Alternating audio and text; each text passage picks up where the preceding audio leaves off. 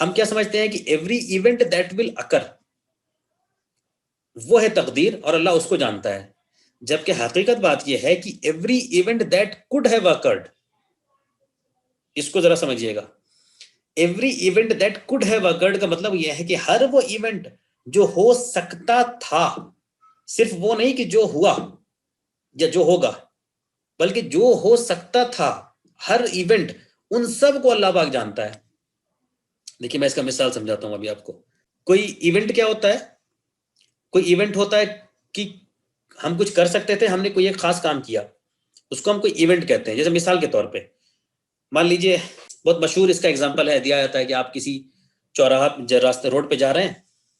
ایک چوراہا آ گیا، چوراہا کا مطلب ہے کہ پھر تین طرف اور راستہ نکلتا ہے الگ۔ اب آپ کے پاس مرضی ہے کہ آپ تین میں سے کوئی ایک راستہ کو آپ چن لیجیے، آپ تین میں سے آپ لیجیے کوئی ایک راستہ آپ نے پکڑ لیا، اب آپ اس پہ آگے بڑھے، اس پہ آگے بڑھے، پھر آگے آپ کو ایک چوراہا ملا، وہاں پہ پھر تین اور راستے ملے، آپ نے پھر اس تین میں سے کوئی ایک راستہ کو پکڑا، ٹھیک ہے نا؟ تو ہم لوگ یہ کہتے ہیں عام طور پہ کہ دیکھو تم نے جو پہلا راستہ پکڑا اور بعد میں جو راستہ پکڑا، ان دونوں کو اللہ پاک پہلے سے جانتا تھا اور یہی تقدیر ہے۔ نہیں، یہ ہم نے بہت انڈر اسٹیمیٹ کیا ہے۔ تقدیر صرف یہ نہیں ہے کہ ہم نے جو راستہ پکڑا، اور اللہ کا نالج صرف اتنا نہیں ہے کہ ہم کون سا راستہ پکڑے، بلکہ تقدیر یہ ہے کہ ہم کون کون سا راستہ پکڑ سکتے تھے اور اس کے بعد کیا کیا ہو سکتا تھا۔ یعنی کہ ہم اگر پہلے چوراہا پہ پہنچے، ہم نے روڈ اے پکڑا، دوسرے چوراہا پہ گئے، ہم نے روڈ بی پکڑا، بی سے نکل کے گئے روڈ میں آگے تو ایک میدان ملا، تو ہم یہ سمجھ رہے ہیں کہ اچھا ہم کو اللہ پاک کو یہ بھی معلوم تھا کہ آپ روڈ اے لوگے، روڈ بی لوگے اور میدان میں جاؤ گے۔ صرف اتنا ہی نہیں معلوم تھا اللہ کو، اللہ کو یہ بھی معلوم تھا کہ آپ اگر روڈ اے نہیں لیتے تو روڈ بی لے کے آپ جب آگے جاتے تو وہاں پہ کیا ہوتا۔ مان لیجئے روڈ بی لینے کے بعد آپ آگے جاتے اور آپ کو ایک جو ہے سو ایک بڑا سا بلڈنگ ملتا،